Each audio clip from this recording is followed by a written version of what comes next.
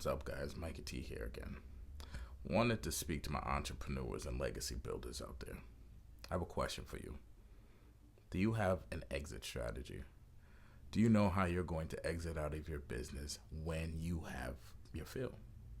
I know, crazy question. You love your business and it's your passion and you started this so you didn't have to work for anyone else. Why would you be thinking about a way out? You're not a quitter. No plan B. I know, but I'm not talking about a plan B.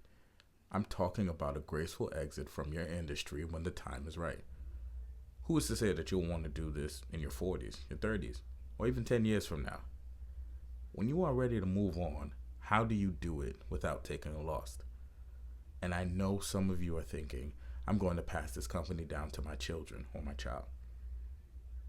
What if they don't want it? What if it isn't their passion? Do you force it on them and watch it get driven to the ground because they have to follow in your footsteps? Or do you as an entrepreneur plan for every situation possible so that success is the only option? Whether that's to continue in the business or knowing when to exit at your peak, securing your profits, and leaving your family legacy of wealth, not just a business. So I ask again, what's your exit strategy?